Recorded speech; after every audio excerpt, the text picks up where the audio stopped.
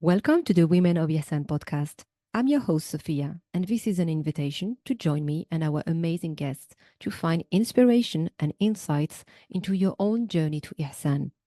If you ever feel overwhelmed or confused along the way, I'm also here to support you so you can tackle your challenges with confidence and make progress towards this lofty goal. To find out more about my work, check the episode description and make sure to subscribe.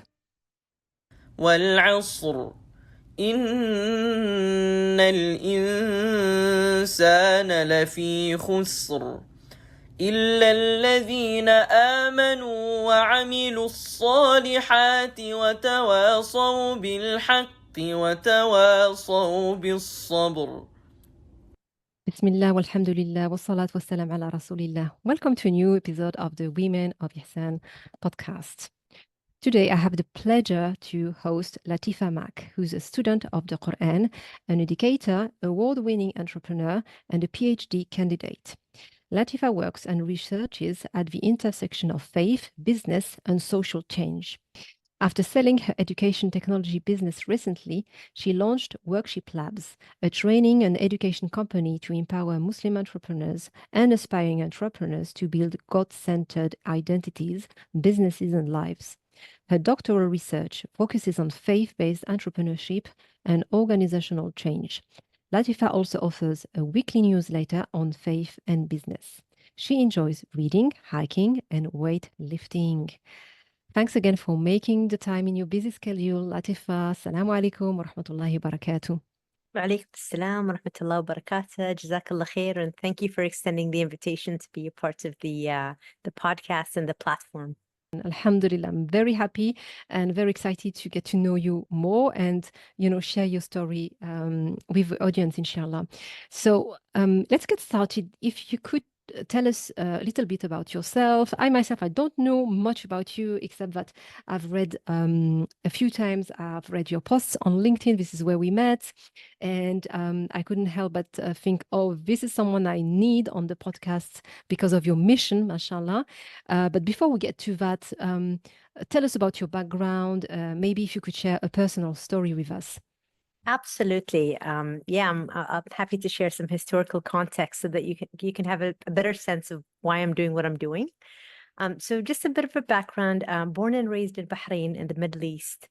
Obviously, grew up in a war-torn region. Not necessarily my country, but a lot of the countries, surrounding countries and neighboring countries have been unfortunately affected by war. So growing up, being exposed to the Gulf War, what's happening in in the Palestine, eventually the war in Iraq, the war in Afghanistan and Syria, etc. And seeing all of this, devastation being played out on the television screen in front of me at a very young age, I was prone to want to bring about world peace because of all the violence that I was seeing on TV. And I remember being very vocal about it, when I was maybe 10, 11, 12 years old and wanting to, as naive as it was, to bring about this world peace. I loved history growing up. It was my favorite subject. And subhanAllah, in my introduction to history, I felt like this was a calling for me to get into diplomacy as a vehicle to bring about, this world peace that I'm trying to aspire to. So I was very clear, even in high school about the direction that I wanted to go in life. A lot of my high school peers didn't necessarily know what they wanted to major in outside of school. And I was very clear on wanting to get into politics and international relations because I saw that as, politics and diplomacy as the vehicle for world peace. So I did exactly that. I went to study abroad in Australia and then continued my master's degree in the UK, double majoring in politics, international relations, had, lived the dream, if you will, which was to represent my country at the United Nations.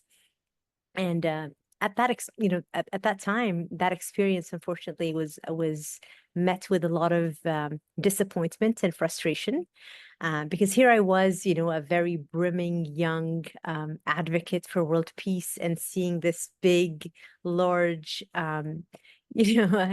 organization who is supposed to who is supposed to call for peace, right? And that's the reason why it existed in the first place, was it came after the world wars. And my experience there, Sophia, was unfortunately very eye-opening in many ways, because it was a lot of political maneuvering, like we see today, right in front of our eyes. SubhanAllah, some things never change, never change. And so that experience really kind of left me frustrated, from having a very direct, value clashes. So, my belief and my values really conflicted and clashed with that of the United Nations, at least the ones that I saw, not the ones that were, spoken of, but what I saw in real life in action. So that experience eventually led me to, come back. I worked in a think tank for a couple of years, writing papers, etc. And subhanAllah, and I'm fast forwarding here, of course, but along that time, I became an aunt for the first time to my dear nephew Ali. And so, when he was born, I was very interested in his education. When he was about 4 years old, 4 or 5 years old, I took an active interest in his education, and his sister and I decided to start an education company inspired by him. So we did that, eventually launched the company in 2018, specializing in STEAM, or, science, technology, engineering, arts, and math. Education for early childhood. I ran that until recently. And subhanAllah, during that time, there were a lot of ups and downs, a lot of roller coaster moments, starting that business with no formal business background. In many ways, the experiences that I had running the business brought me to where I am today, because similar to the experience and frustration that I had with the United Nations, I had the same experience in entrepreneurship. But now the enemy wasn't the United Nations and what it stood for. Now it's capitalism and what it stood for, right? So again, subhanAllah, my values clashed with the larger capitalist entrepreneurial system. And I drank the same Kool-Aid that is, being shared and taught all over the world, which is, growth for growth's sake. The most important thing is the bottom line and chasing profits and all of that. I didn't know any better. So for the longest time in my business, that was my main focus. Unfortunately, at the expense sometimes of my faith, at the expense of my well-being, my mental and physical well-being, my family, my social life, etc. And that experience, again, left me feeling, spiritually bankrupt in many ways. Like there were so many high moments in the business. We received a lot of different accolades and grants and awards, and, we were doing well financially. And yet at the same time, I just didn't feel like it, I was spiritually fulfilled because I was chasing all the wrong things. And I don't know how much further you want me to go to where I am today, present moment, but that experience led me one night to really think about, and I remember vividly, like that night, a specific question that I asked myself was, how can I turn all of my work into worship? Right. So that was the overwhelming question that was in my mind, because a lot of my time was spent working. And what triggered this reflection? It was just really being very, aware that my time was being spent just working in the business. Mm-hmm.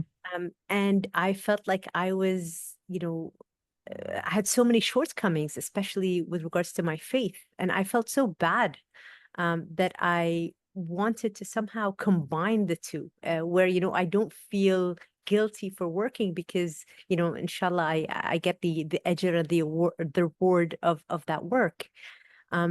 And so that overwhelming question eventually, and again, my frustrations in the entrepreneurial world inspired me in many ways to start Workship Labs, which again, one night, the word worship came into existence because of the integration of work and worship. And I remember that night, picked up my phone, went on GoDaddy, registered the domain name, sent it over to my sister, and I said, I got the name. I can sleep peacefully tonight. And there was that larger thing inside of me to say that, no, I'm being pulled to do this because I want to imagine a different possibility for Muslim entrepreneurs in the entrepreneurial space, and we should not feel like our values are constantly being under attack. So yeah, the present. So two big things that really happened since that. Obviously, we've had an acquirer to express interest in my previous business, and I felt that that was the right time for us to sell because that meant that I can finally close that chapter and start a new one. And that's exactly what I did. So two big pivots and changes in my life. One was to start Workship Labs and to dedicate everything to, and I'm sure we're going to get into it at some point in the podcast, but really, the mission with Workship. And then secondly, to continue on my, on my higher education and pursue a doctorate degree, specifically studying this very under-researched topic of faith-based entrepreneurship. So call it a midlife crisis or whatever. But subhanAllah, that was definitely a pivot point to where I am today. MashaAllah, that's really fascinating and so interesting to hear from your experience from being, having these dreams of world peace, and then when you got on the scene with the grown-ups, you realized, oh my God, they don't want world peace. Like we said in a previous podcast, it's not that the system is broken; it is designed this way. 100%. I couldn't agree more. And subhanAllah, I think as I was trying to write my, I have a paper that's due very soon. And as I was writing that, that research paper and really kind of to understand what am I grappling with, what was very interesting, the thread that came up was actually that if we were to really act upon our faith as Muslim entrepreneurs, right? That's in and of itself not just a soft form of dawah, right? But it's also, our symbol of resistance, our symbol of activism, because here we are in the world that is almost forcing us to want to be a certain way. And when we authentically show up, embracing our Muslim identities, and then, acting upon it in our business as well, this is our way of, resisting and, being, like just being very active about our faith against these larger systems. So yes, while these systems have been designed to play their parts, I think our part then is to first resist the system by showing up authentically as our, as our Muslim selves, and pridefully so. And then once we resist, we can imagine a new way forward and imagine a new system that we can architecture and design ourselves. Yes, subhanAllah. As you're speaking, I'm also, having thoughts in my mind, which I'm just going to share. Is so many dimensions to this. Like, how is it resisting? It is in the sense that when we want to practice our faith properly in our day and age, it is going against all odds. And so the people outside, they can think we are, we are basically, you're swimming against, how is it called? You're swimming against the flow. Yeah, you're not going with everybody else. Yep. So what's the point? Why are you like, why aren't you like everybody else? Because what they see is the short term. They only see the results in the dunya. Like, why are you not making money quickly and easily? well, nothing is easy, but you know what I mean. Like, just do any business, just go wherever you can make money. Just go there. Why do you want to have these values? Why do you want to like respect the Sharia, whatever? Why? They will never understand that, because they have this short-term vision of life, which ends with death. But because we have the long-term vision that goes beyond death, that goes up until into eternity, that our deeds now, they are going to count for us on the day of judgment. And this is why it's all worth it. And this is why we should persevere in this, because it's not lost, the efforts that we put in. But obviously we need to have this belief, this firm belief, that obviously we all need to pay our bills, and that's fine. But to which extent? And this is the question we should ask ourselves. Like, what am I sacrificing to get my business going? And sometimes, like in your case, it's just I mean, it's huge already, like your well-being and social life, whatever. Like, it's already huge. Like, on an individual level, it is a huge price to pay to have a successful business. And this is and also the fact that you felt like you were neglecting your faith. But other people would see that, like, okay, this is my livelihood. How am I going to to provide for my family? Like, if you have children and you need to pay for their education.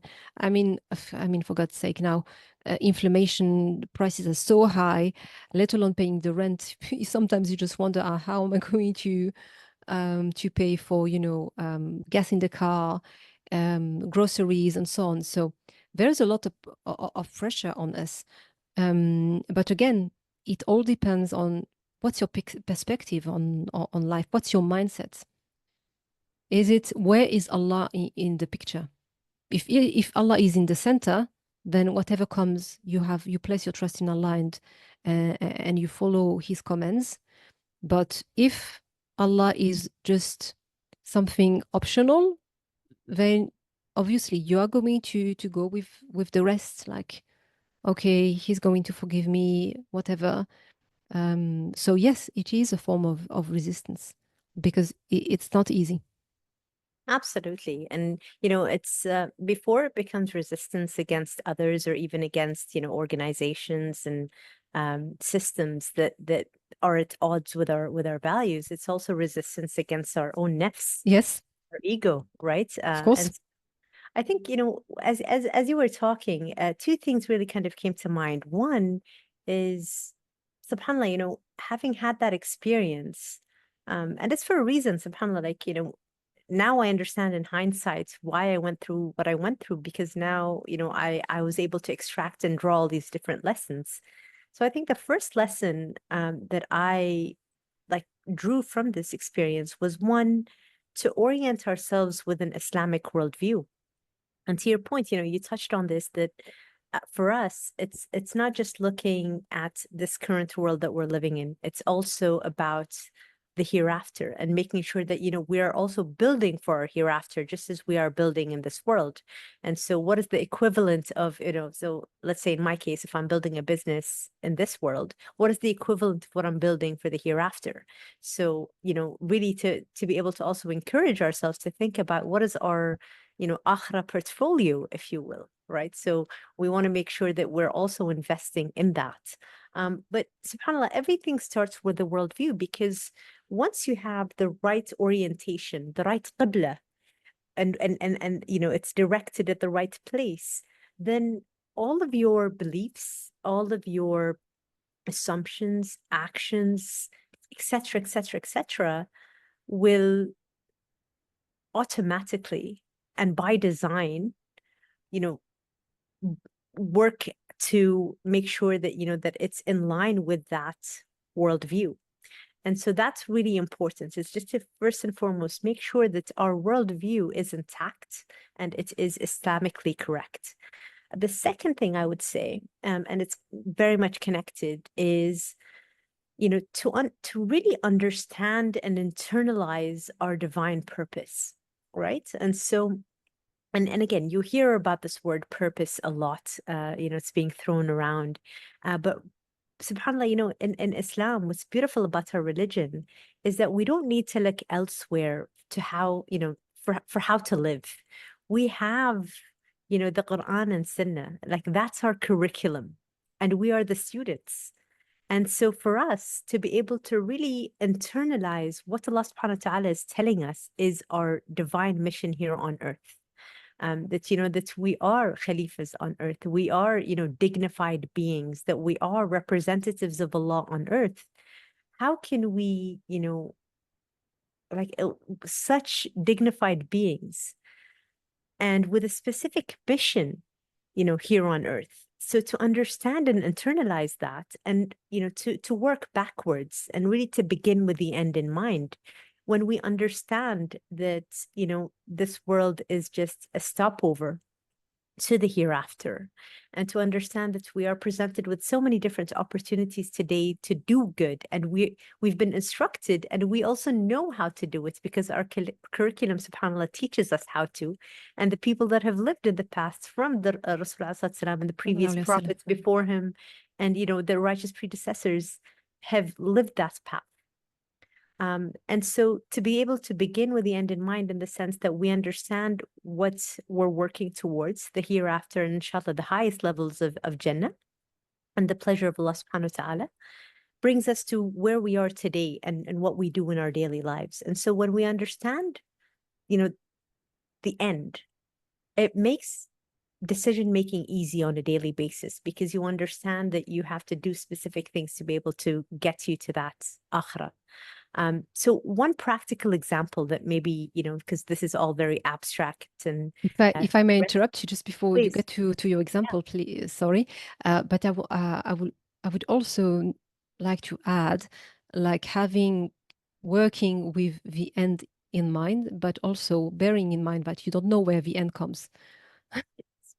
So 100%. having also this awareness of there is a kind of urgency, that because you don't know when is the end. It's not like, okay, I know I'm going to live up until 80 or whatever. You don't know. And that's why Allah subhanahu wa ta'ala, he tells us to run and compete for the good deeds. He didn't tell us to compete in anything else but that. So let's also keep in mind, it's amazing to have these plans, 5 years, 10 years business plan, or even not even a business, but just for your own life and your vision.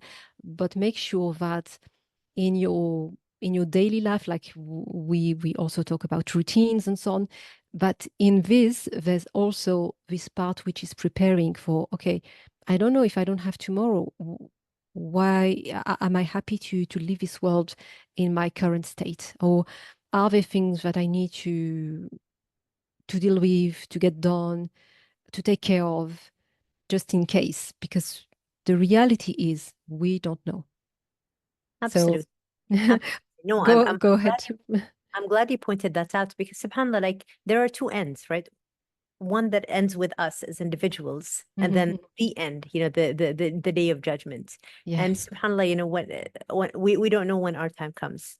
And so, but that's our smaller qiyamah, if you will. Exactly. Yes. Right? And so to have that urgency as well, to be able to do as much good and seize as many opportunities with, all the bounties that Allah subhanahu wa ta'ala has given you and given me. So yeah, no, I appreciate you saying that. But I think, like a practical example in my case was, putting God first. And how I did that was, I started scheduling all of my prayer times as I would, any meetings. And I saw my prayer times as, these are like divine meetings between me and Allah subhanahu wa ta'ala. Like these are like my one-on-one meetings. And just as I would prepare for my business meetings, I would do the same here. So it started with literally just blocking off the prayer timings in my calendar and giving it the due respect. And so this is, one way to really force and put into place how, when you put Allah subhanahu wa ta'ala first, everything else becomes secondary, and you design and plan and, schedule accordingly. Amazing. I love that. Alhamdulillah. And you said you prepare accordingly. Is it still something, is it something that you started to do? Is it something that now you do that? It's part of your routine. You just do that for every prayer. And how does this preparation look like? Yeah. So, first and foremost, I block it I block it on my calendar. Mm-hmm. So that way, when I see my calendar, I know that there are specific timings that I'm not going to be, scheduling any calls or not going to be doing any specific work, etc. Like I literally take it as an opportunity to, disconnect, if you will, from, Mm-hmm. this rat race and being called by Allah subhanahu wa ta'ala and specific times that he specifically chose for us to pray. So part of my preparation is just to block out that time to understand that I need to be in the mental space to, to give the prayer the due respect. But then it also starts with the wudu and right, trying my best to, this is like your pre-ritual, right? So the larger act is the prayer, but the wudu is, your preparation for that. So just, setting, that intention that you want to do your wudu with utmost ihsan, and to just, be intentional about it and not, try and go about it very quickly. So that has, that's been working for me. And to, because I've blocked out that time in my calendar, I know that I can take my time in the prayer. Right. So whereas before, I'd be working and then, the call to prayer would come and I'd be like, no, once I'm done working and, I'll go and pray. Yeah. And that's happened so many times. And sometimes I've even, missed prayers because I kept delaying it. Right. Subhanallah, yeah. And so I mean, when who's not guilty of that? I'm sure. But then, we also have to hold ourselves accountable to Yeah. it. Yeah. So now I have that peace of mind that because it's already blocked in my calendar, I can enjoy my prayer because I know that, I stopped everything for this. And so once that's done, the way that it ends is, I try to stay like on my prayer mat and I start to, do the adhkar that's, after each salah. And I try to imagine the angels also asking for forgiveness because the subhanallah, like one of the hadiths say that actually. So I try and get as much hasanat as possible from this one act of worship, and really to try to see it through until the very end. So once the tasbih is done, I finish off, put my prayer mat back, and then I kind of do a mental switch to go back to whatever it was that I was doing. MashaAllah, amazing. Prior to you, being like making all of these the decisions, like you said, it was really a pivotal moment for you when you start Workship Labs.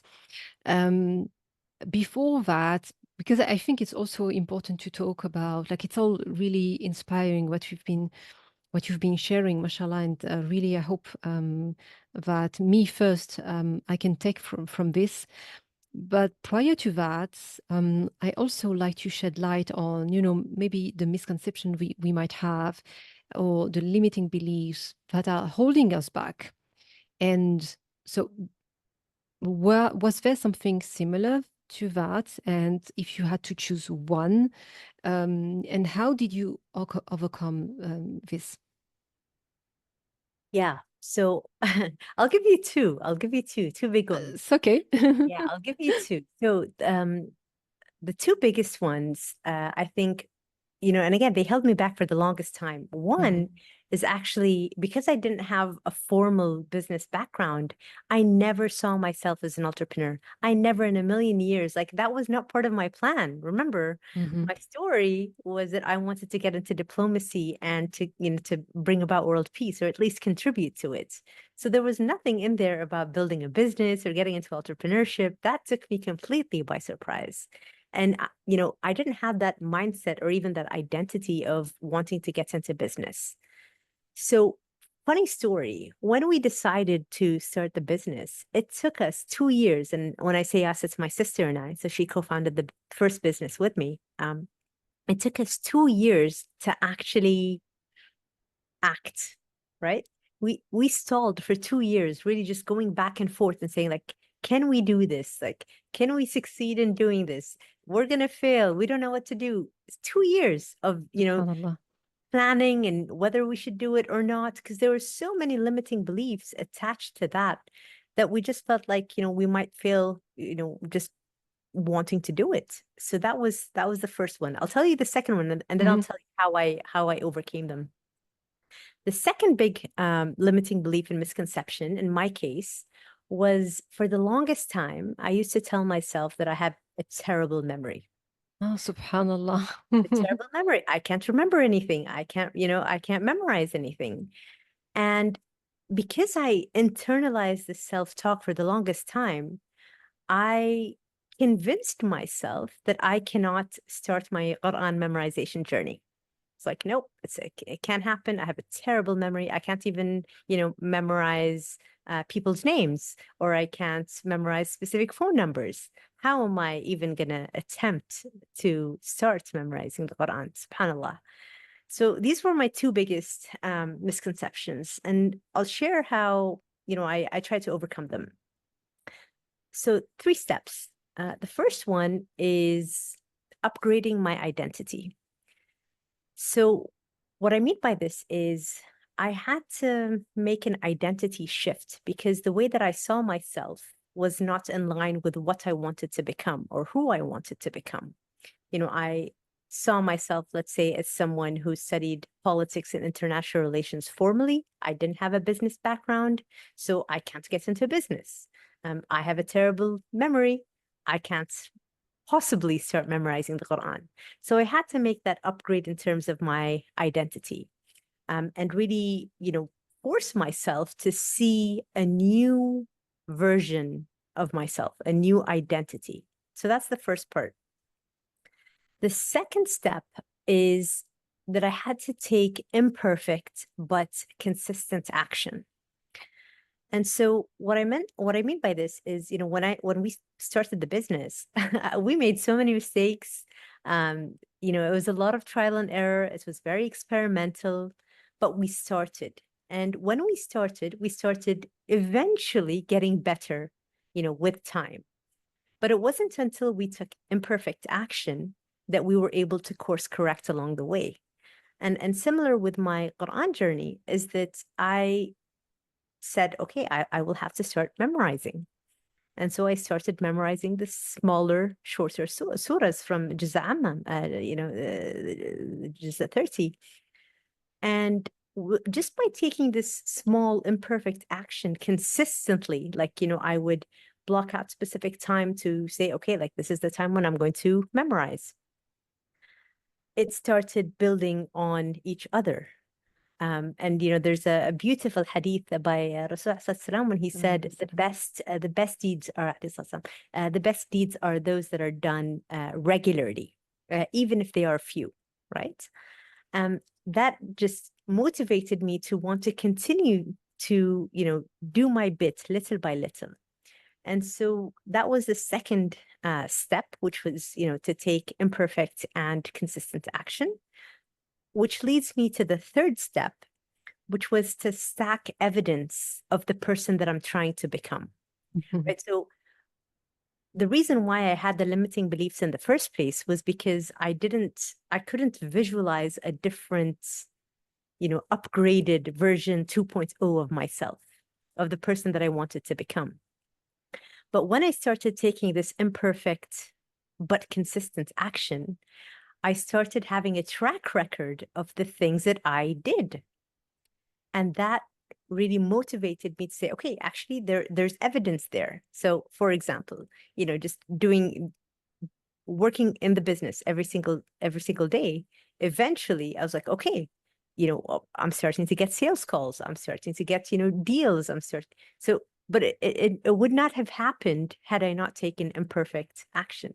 And so the evidence was for me to say, okay, it's actually working. I'm becoming the person that I wanted to be. Similar with my Quran journey is that when I started memorizing, and then I eventually, went to a Quran center, and I had a Quran teacher, and I would, like recite my memorization over to her. And then I would see the number of verses that I memorized. I was like, okay, like this is evidence that I'm actually becoming the person that I'm becoming. And so, yeah, I think these 3 steps really helped me in overcoming these 2 specific misconceptions that I had. MashaAllah, amazing. And we have an action plan as well.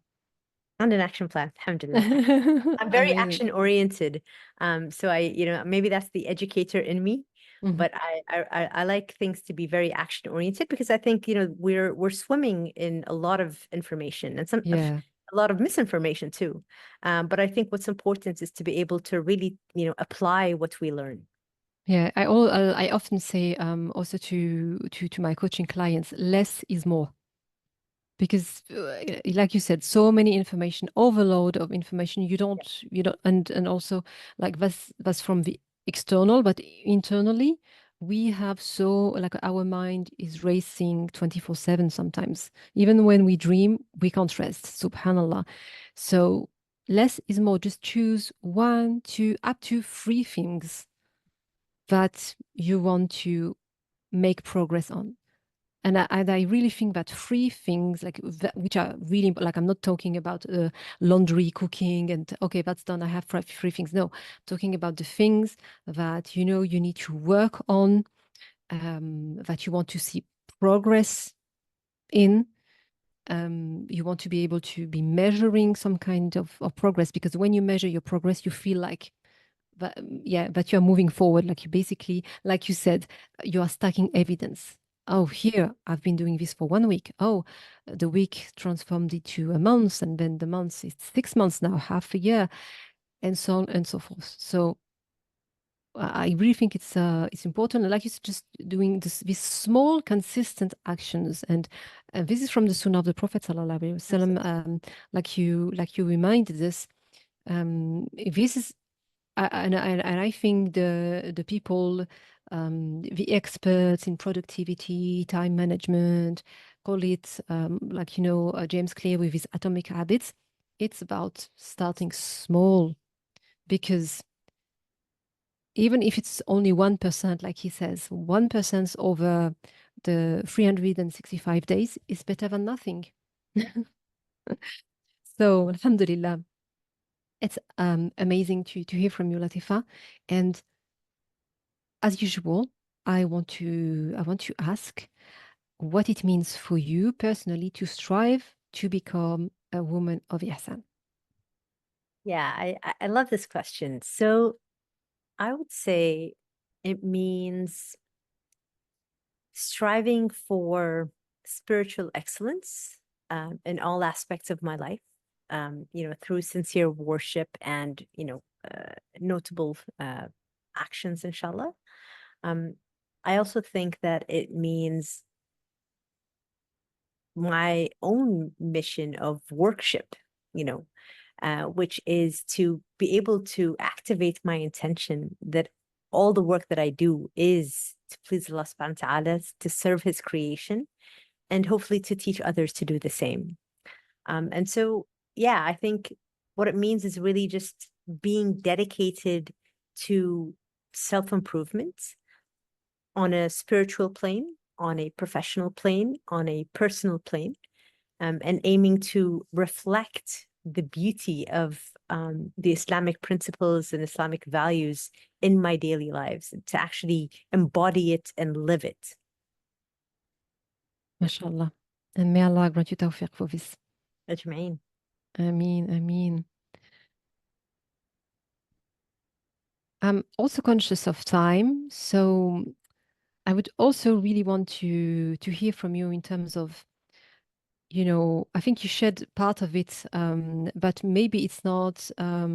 You could give us more details about, your why for behind the Workship Labs and what keeps you going, and what's your vision with Workship Labs. Absolutely. So my why is because of the frustrations that I have felt. I felt like I need to build this community of faith first founders and faith first entrepreneurs, and build that for faith first entrepreneurial ecosystem where we can build our, our identities, our businesses, but more importantly, our lives around Allah subhanahu wa ta'ala. Right. So my mission is exactly that, is to be able to grow that community, digital first and then hopefully hybrid, and to build a movement out of workship and people who, use their, businesses, use their professions as a means and a vehicle, not as an end, uh, as a means and a vehicle to get closer to Allah subhanahu wa ta'ala, to please Allah subhanahu wa ta'ala, to serve his creation, but to also do good for them on a personal level, because subhanallah, we always ask for hasana in this life and hasana in the hereafter. And Yeah. so we still have to build this earth. And so that's been my my obsession and my mission, is to grow this community of faith first entrepreneurs globally, inshallah. MashaAllah. And again, may Allah grant you tawfiq and success. Ajma'in. Ameen. Ameen. Alhamdulillah. What message or piece of advice would you like to give, especially to the younger sisters who are listening? This would resonate to all of your audience members, inshallah. And I actually want to use this opportunity and platform to pass on something that I listened to. And, this message, subhanAllah, like really resonated with me. And I just feel obliged to pass it on. And the message goes like this. In life, we are presented with a lot of opportunities and very little accountability. But in the hereafter, it's reversed, right? SubhanAllah. We'll have the accountability and no opportunities. And so my message to myself, to you, and to everyone listening to us today is to seize the opportunities that we are given today with urgency, to do good with them, because we understand that ultimately we will be called by, subhanAllah, the accountable, to hold us, to account. And so while today we don't have, enough muhasaba or self accountability, or even, we can get away with a few things here and there because, people are not always on our case. But we ultimately, have the belief and conviction that anything and everything that we do is already recorded by, the angels. And eventually, our scrolls will be given to Allah subhanahu wa ta'ala, and we will be accountable for everything that we've done. And so I'm not saying this to scare us. I'm saying this to really invite us to understand, what a blessing we have here on earth. And the so many different opportunities that Allah subhanahu wa ta'ala has given us, and to really be thankful for them. Not just in words, but also in deeds, right? To show our thanks, not just in words, but also in deeds. And one way to show our thanks is to capitalize on these opportunities to do good and do more good. So yeah, I just wanted to pass on this message, because when I heard it the first time, subhanAllah, I think through a YouTube video with the Sheikh talking to his audience about it, it really resonated and touched my heart. And I feel like it's important to pass that message along. Alhamdulillah. Thank you for sharing this. And inshallah, I hope it touches at least one person. And that, that it weighs on a balance of good deeds, inshallah. Because subhanAllah, when you said we don't have so many people on our case, but at the end of the day, it's actually ourselves, myself, I should be on my case. Yeah. Because the only person who's going to benefit or to or to suffer from the consequences is me. Subhanallah. But it is true, it is through other people that we stay in line, but actually, subhanallah, we should have this accountability. And this is what ihsan is about. It is to worship Allah subhanahu wa ta'ala as if we could see him, because he always sees us. Absolutely. And I think, to your point, for me, how I understand accountability is, yes, there has to be the self-accountability and the muhasaba, but also to recognize the importance of the sahbah, right? And so when you have the right sahbah and you have the right people who elevate you to want to do more good, then they will hold you accountable, because subhanallah, like sometimes you slack off, but then in my case, I have 2 Quran teachers and they will be on my case. Where have you been? What are you doing? And similarly, so I would say yes, to have that self-accountability and try to do that daily, to just check in with yourself on a daily basis, but also to have that external accountability and that righteous sahbah that call you to good and elevate you and want you, and where you compete with each other in goodness as well. Yeah, definitely.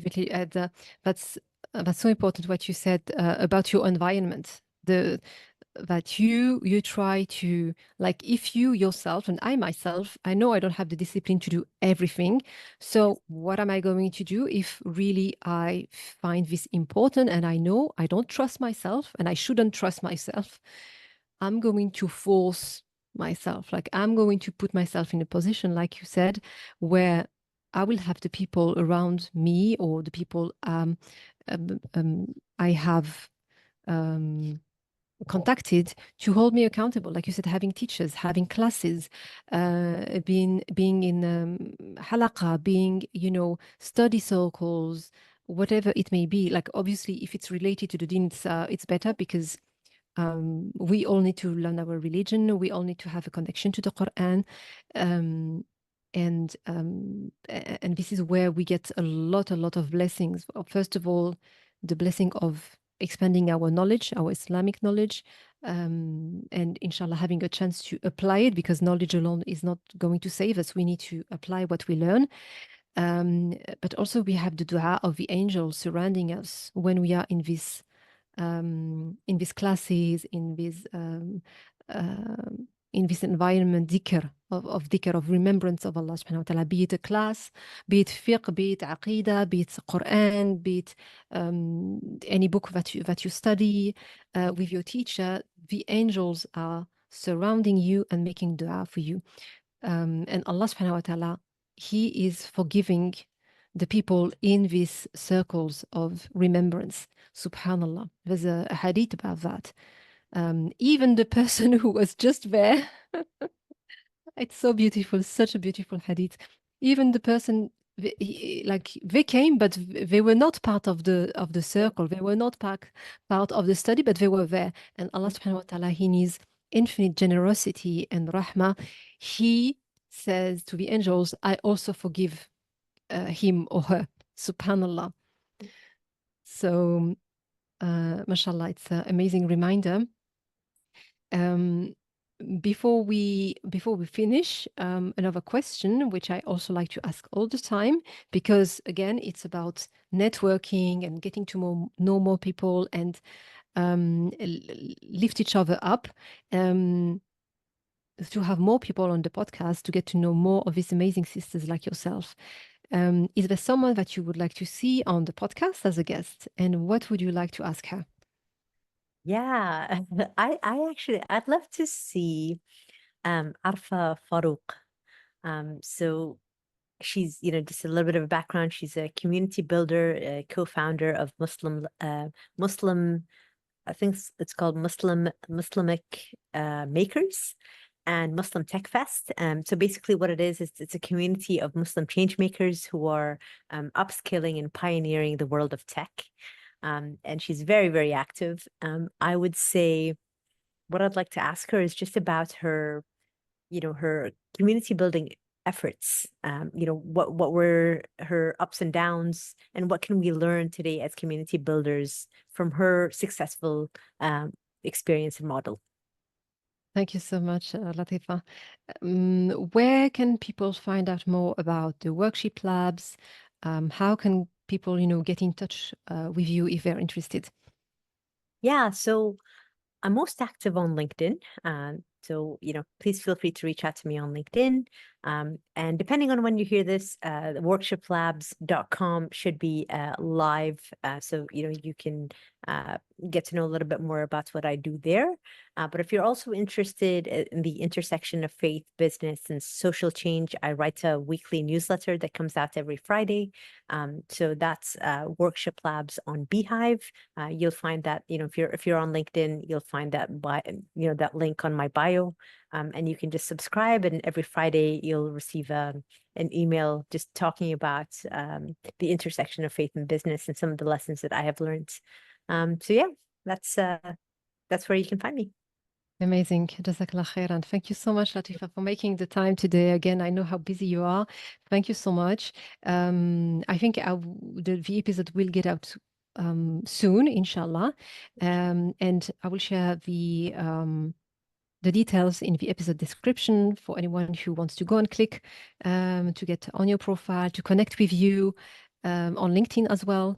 And have a chance to read your newsletter, inshallah.